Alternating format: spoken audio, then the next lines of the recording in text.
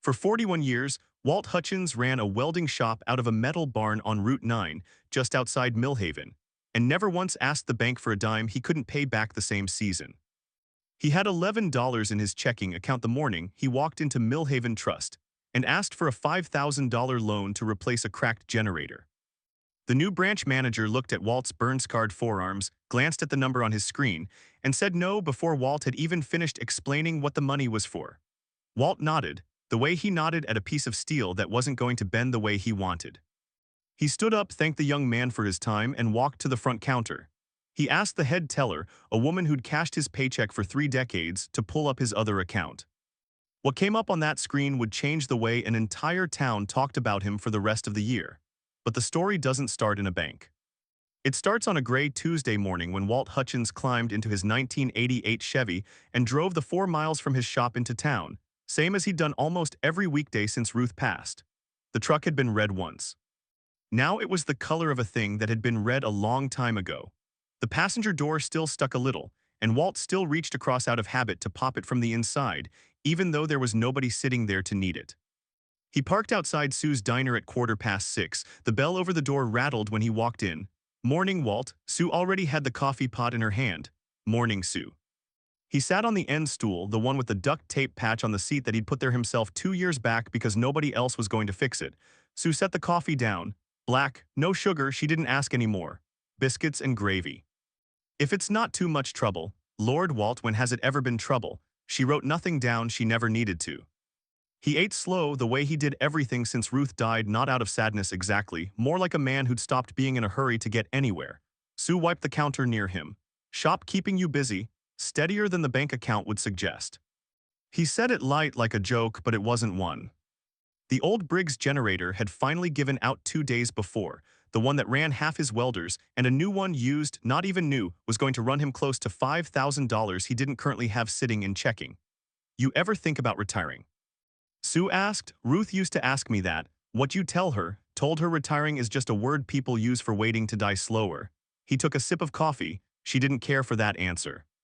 Sue laughed, soft, the way you laugh at something that's also a little sad. She didn't know how much truth was sitting on that stool.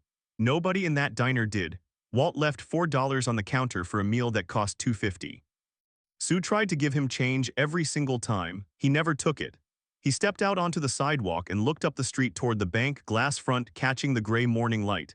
He touched his shirt pocket out of habit. Inside it, wrapped in a soft cloth, was Ruth's old slide rule, yellowed plastic, the cursor a little loose. Her initials scratched into the back in pencil that had worn nearly smooth from 40 years of his thumb running over it. Ruth had taught high school math for 31 years.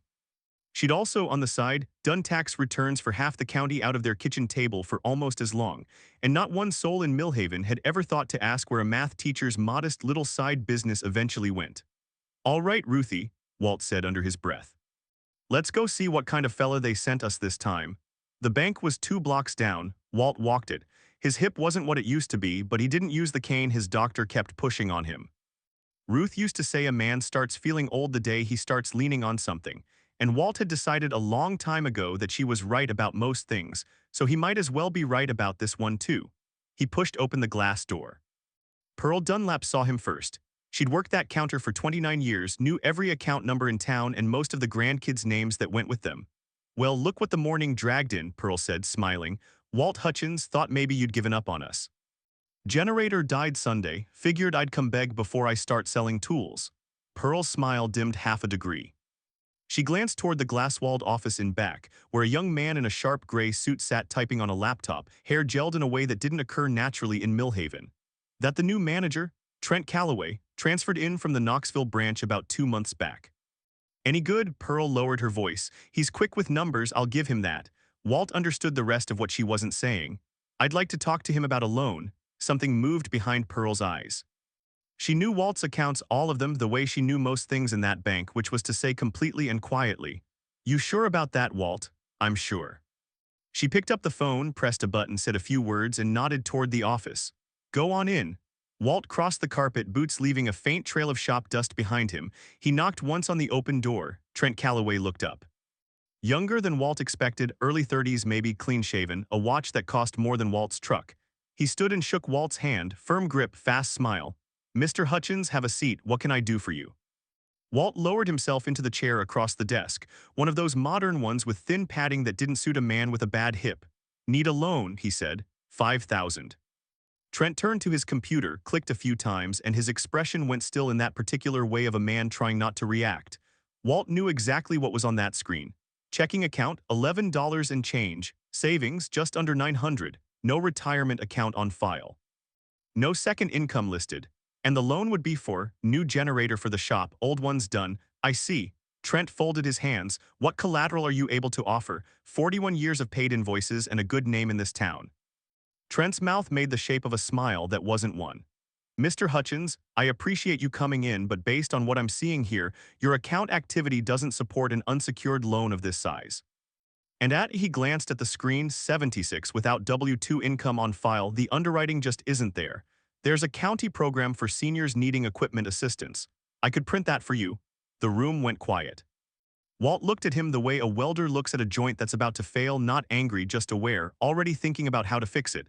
"Thank you for your time," Walt said. He stood knee-catching for a second. "Mr. Hutchins, I really am sorry." "It's all right." Walt walked out. Pearl was waiting at the counter, watching through the glass the whole time, her jaw set tight. "How'd it go?" "About how you'd guess." "Walt, it's fine, Pearl. Pull up my other account." She looked at him a long moment. Not surprised, she'd been half expecting this for years. "You sure?" "I'm sure." She typed the account number from memory. The screen changed. She glanced at it, then at Walt. He nodded once. She turned the monitor not toward Walt, toward the glass office behind him where Trent Calloway sat reviewing his next file. The screen showed the Walter and Ruth Hutchins Family Trust. Balance, $9,684,217. For a moment nothing happened. Then Trent looked up, eyes catching the monitor Pearl had angled toward him. He stood slowly, like the floor had shifted under him. Walt didn't turn around. "I didn't need the money," he said quietly. "I needed to see the man." Pearl's eyes went wet, but she didn't cry. She just nodded. "I'll be back tomorrow," Walt said. "Need to talk to somebody about setting up a fund. Not him, though, not yet." He tapped the counter once with a knuckle and walked out. The bell chimed behind him. Trent stood frozen in his doorway, staring at the screen, then at the door swinging shut, then at the screen again, his mouth open and nothing coming out. Outside, Walt sat in his truck without starting the engine. He reached into his shirt pocket and pulled out the slide rule, turning it over in his rough hands. "Well, Ruthie," he said, "same as ever. New fella doesn't see past the burns on a man's hands." He was quiet a moment. "But I've been thinking about what we talked about, the trade school. I think I've waited long enough." He started the engine. It coughed twice the way it always did and turned over. The trust hadn't come easy and it hadn't come fast. Walt had spent his 20s and 30s building a reputation as the best welder in 3 counties, but the real money had started with a single piece of steel. In 1979, Walt had welded together a hitch attachment for a neighbor's hay baler that kept snapping under load. He redesigned the bracket entirely, reinforced it in a way nobody in the catalog had thought of, and it never failed again. Word got around. By 1983, he'd filed a patent on the design, and by the time a national equipment manufacturer came looking for a license in 1991, that little bracket was being used on machinery from Texas to Saskatchewan.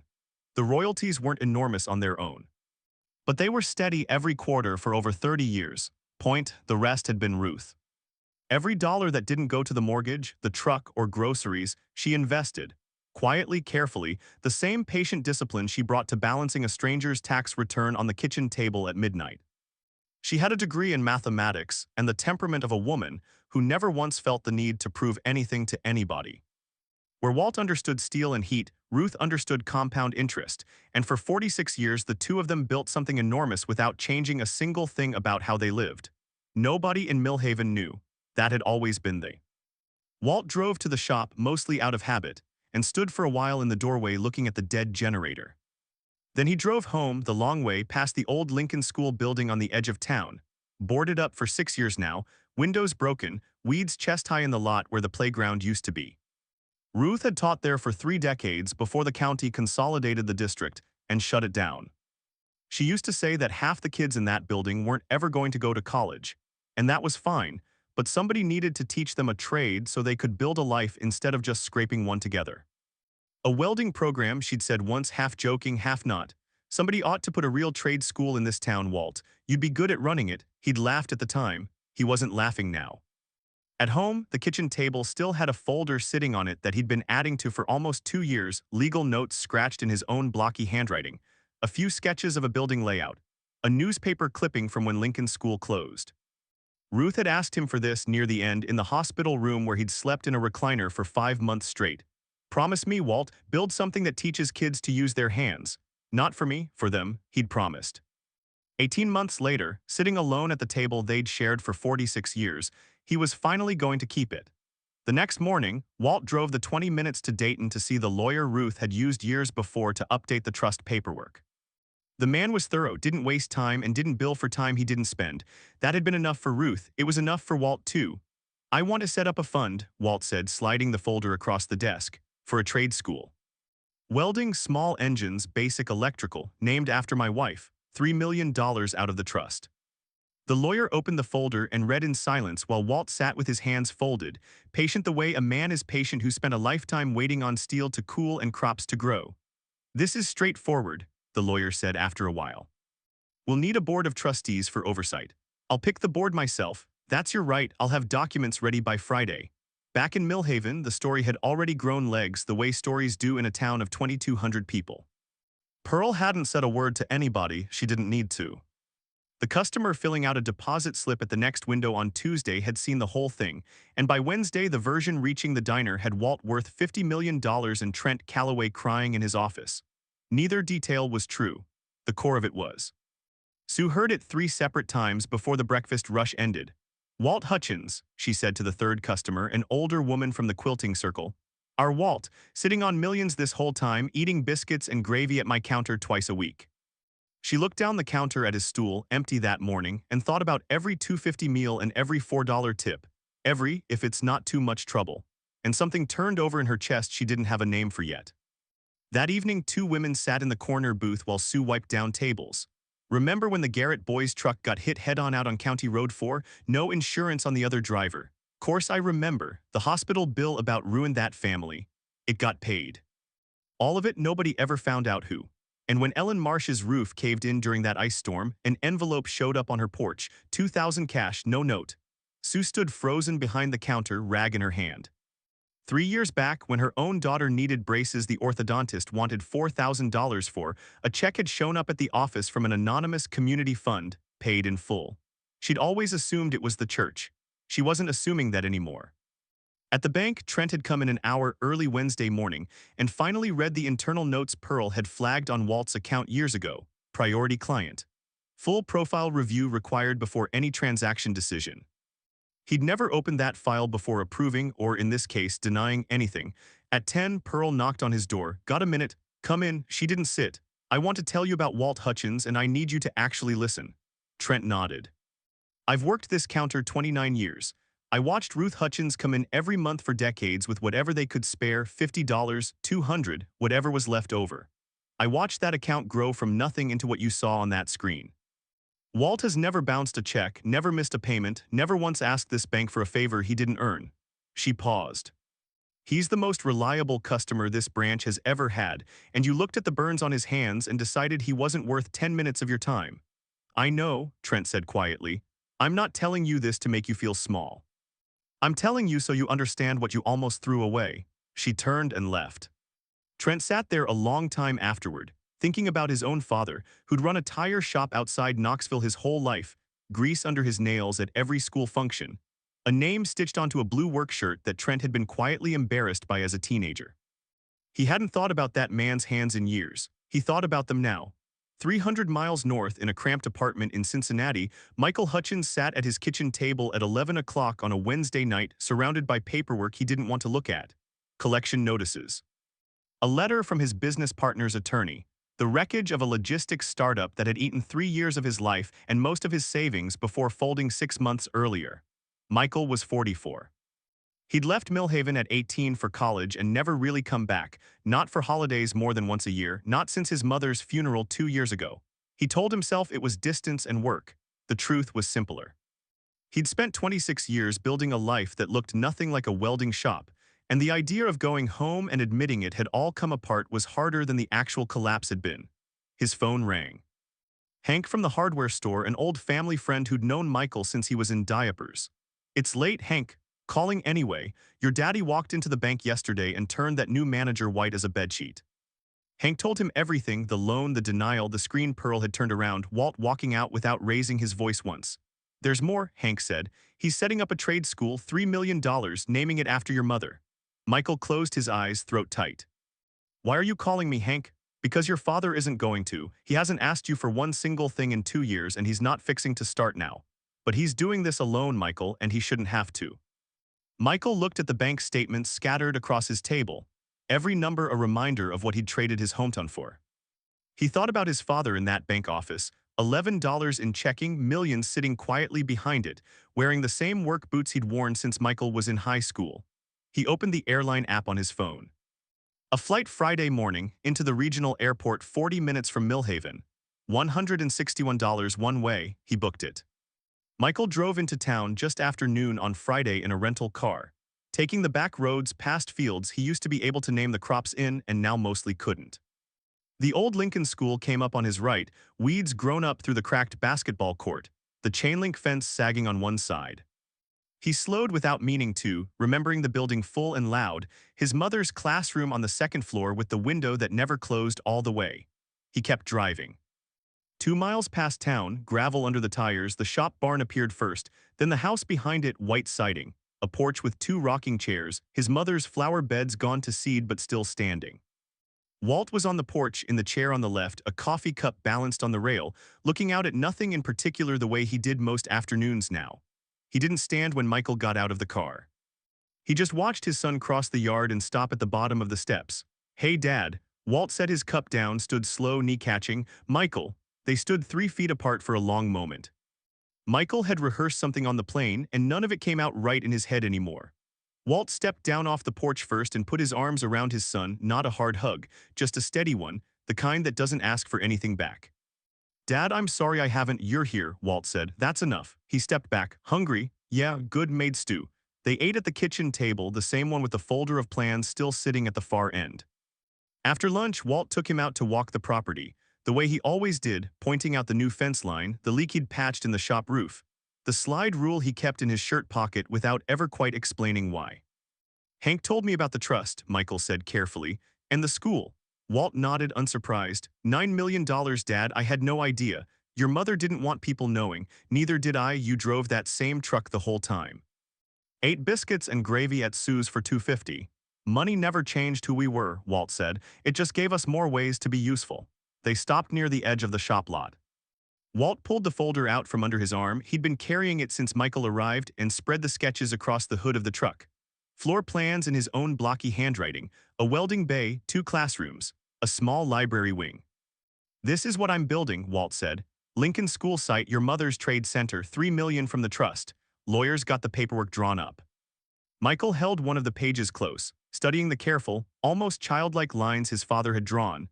A building meant to teach kids the kind of skill that didn't show up on a transcript, but kept a man standing on his own 2 feet for 40 years.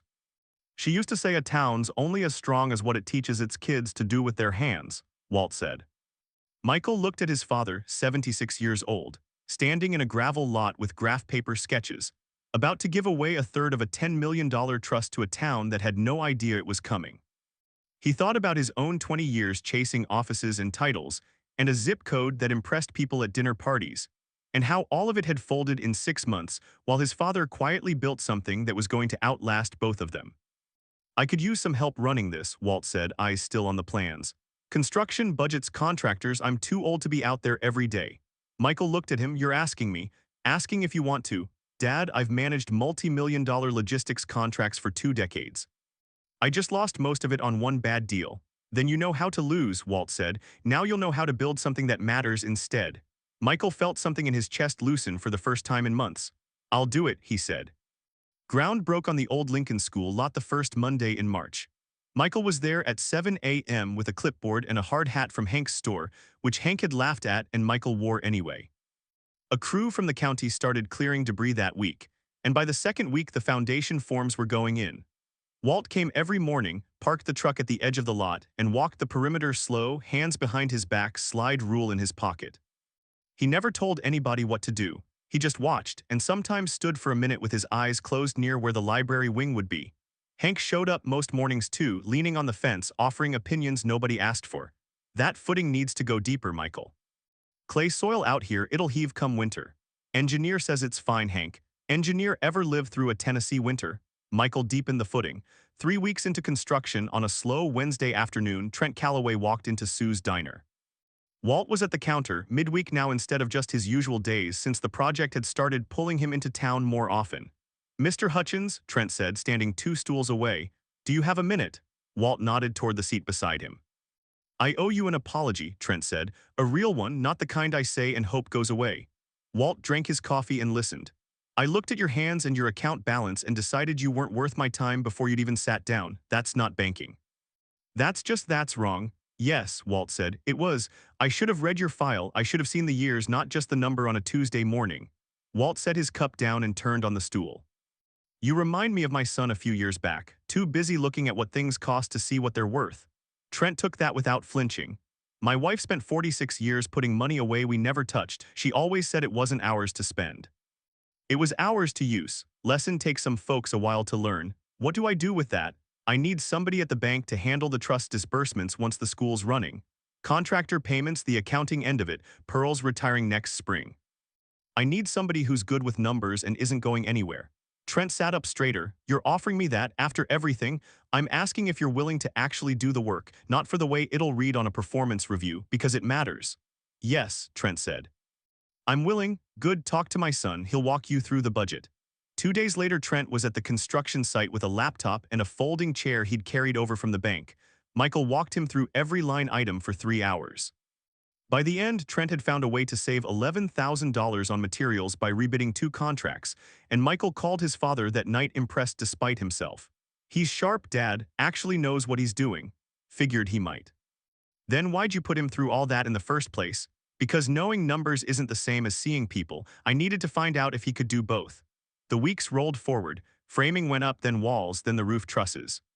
People started showing up who hadn't been asked to. A retired electrician who came by on Tuesday mornings and worked till noon. 3 women from the Baptist church who organized a painting crew for the classroom wing.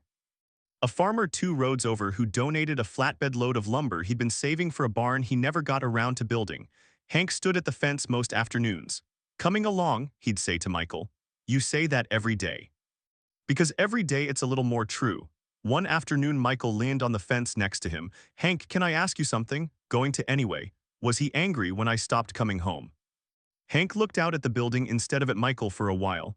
"Your daddy never stopped being proud of you. He just stopped saying it where you could hear it." He paused. "There's a shoebox in the hall closet. Every article you ever got mentioned in company newsletters, that award you won in Columbus, anything with your name on it. Your mother used to clip them and mail them to him when you two weren't talking much. After she passed, he kept doing it himself. Doesn't know how to work a computer worth a damn, but he figured out how to search your name and print the page." Michael turned away and gripped the fence rail with both hands. "That's your father," Hank said. "Shows what he feels by what he does, always has." By early autumn, the building had walls, a roof, and the start of an interior. The library wing, Ruth's wing, everybody had started calling it, had built-in shelving a local woodworker had crafted by hand from reclaimed barn oak. On a cool evening in October, Walt and Michael sat on the farmhouse porch, 2 coffee cups between them, crickets going in the dark beyond the garden. "Building's nearly done," Walt said. "Inspector comes Monday." "You did good, Dad, you did good." Walt was quiet a moment, then reached into his jacket pocket, not the one with the slide rule, the other one, and pulled out something small, holding it closed in his palm. "Your mother's wedding ring," he said. "She had it off near the end when her hands had swelled bad, asked me to keep it." He opened his hand. The gold band caught the porch light, worn thin and smooth from 46 years. "Told me to give it to you when the time was right." Michael took it, lighter and warmer than he expected. "She was proud of you," Walt said. "Never stopped being proud, even when the phone calls slowed down to nothing." Michael's jaw was tight, but he held steady. "I'm staying, Dad, not going back to Cincinnati. There's nothing left there worth going back for." Walt looked out at the dark fields. "Good," he said. "I could use the company." Michael slipped the ring into his shirt pocket, the same pocket he realized where his father carried the slide rule. It just felt like where it belonged. The Ruth Hutchins Trade and Learning Center opened on the first Saturday in November. The building stood where Lincoln School's playground used to be, bigger than the old school and brighter, with tall windows that filled every room with morning light. But it had the same feeling underneath. a place that belonged to whoever walked through the door. Michael had been there since 6 a.m., checking outlets and door hinges and pacing a groove into the new flooring. The caterers showed up at 8. By 9, the folding tables in the main hall were covered with white cloths and trays of food from 4 different kitchens in the county. Hank arrived at 9:15 and stood in the doorway. Not bad. You've said that every day for 8 months, Hank. Because every day it got a little more true. By 10, cars lined both sides of the street. Families walked the halls touching the new walls, kids sliding in their socks down the freshly waxed welding bay floor before anyone could stop them. The building filled with noise and the smell of fresh paint and fried chicken. Walt pulled up at 10:30, parked at the back, away from the crowd, and sat in the truck a minute. He took the slide rule out of his pocket and held it. "We did it, Ruthie," he said quietly. Above the front entrance, a hand-carved walnut plaque had gone up the day before. It read, "Ruth Hutchins Trade and Learning Center, a town teaches its strength to the hands that will carry it forward." Michael had picked the words. It was something his mother used to say at the kitchen table, stacking ungraded test papers late into the night. Walt stood beneath it and read it twice, chest tighter than he expected, then went inside. The main hall was packed, over 150 people by Michael's count, every chair filled, people standing 3 deep along the back wall. Somebody had taped a banner across the far wall, "Welcome home." Michael guided his father to a small podium near the front. Walt had told him twice he didn't want a microphone. Michael had set one up anyway. Walt stood there, hands at his sides, and the room went quiet on its own within about 10 seconds. "I'm not going to talk long," he said. Ruth wouldn't have wanted that. She'd have wanted the food hot and the kids doing something useful. A few people laughed. "This building's here because of her." She taught math at the old Lincoln School 31 years, and on the side she did tax returns for half this county at our kitchen table, and most of you never thought twice about where that money went. He paused. It went into this. She believed a town's only as strong as what it teaches its kids to do with their own 2 hands, so here it is. He stepped back. The applause came up fast and full, the kind where people clap with their hands raised high because something actually matters. Hank sat in the front row, not clapping, just wiping his eyes with his sleeve and nodding the way he did when something landed exactly right. When it settled, Michael stepped up. "We've got somebody who'd like to help us open this place properly." The room clapped again, softer this time, warmer. Sue stood near the back with both hands pressed to her mouth, thinking of every anonymous envelope that had ever shown up on a porch in this town and finally understanding most of them. The celebration spread through the building, people in the welding bay running their hands along the workbenches, kids piling into Ruth's reading room where the new shelves were already half filled with donated books, 2 girls immediately sitting cross-legged on the floor reading instead of mingling. Trent came with his wife and daughter, and a few people nodded at him, others looked away. The town hadn't fully forgiven the bank counter from last spring and maybe never entirely would, but most had seen him out at the construction site every week since carrying lumber. Holding levels, doing the actual work, that counted for something. Sue herself had come straight from closing the diner early, still in her apron, and she found Walt near the welding bay not long after the boy showed off his birdhouse. She'd been turning something over in her mind all afternoon, ever since the corner booth conversation she'd overheard weeks back about envelopes and anonymous checks. "Walt," her voice wasn't quite steady. "3 years ago, my daughter's braces. $4,000 showed up at the orthodontist's office from some community fund nobody could ever tell me anything about." She looked at him. "Was that you?" Walt didn't answer right away. He looked at her the way he looked at most things, without much hurry, without much need to perform an answer either way. "I've wondered for 3 years," Sue said. "I think I already know." Something shifted almost imperceptibly around his eyes, not a confession exactly. Just the smallest softening. Sue put her arms around him before he could decide whether to say anything at all, and Walt stood there a second, then patted her back twice. Gently, the way a man does who isn't much for hugging but isn't going to pull away from one either. "Thank you," she said when she stepped back, wiping her face with the corner of her apron. "For my girl, for all of it." Walt only said, "She's got a good smile now," and went back to his coffee, never confirming a thing out loud. He didn't need to. A little later, Sue's daughter, 14 now, the braces long gone, sat down at the upright piano somebody had donated for the new hall and played something simple and clean, unhurried, her fingers steady on the keys. The room quieted to listen. Sue stood near the back with both hands pressed together at her mouth, watching her daughter's hands move easy and confident, thinking about every late shift she'd worked trying to find $4,000 she never did find. and how it had simply stopped being a problem one ordinary Tuesday for reasons nobody would ever fully explain to her. She let the tears come and didn't wipe them away. Walt watched from across the room. He didn't say anything. He just watched the way he watched most things that mattered. Late in the afternoon, when the crowd had thinned and the caterers were packing up trays, Hank and Walt sat together on folding chairs in a quiet corner.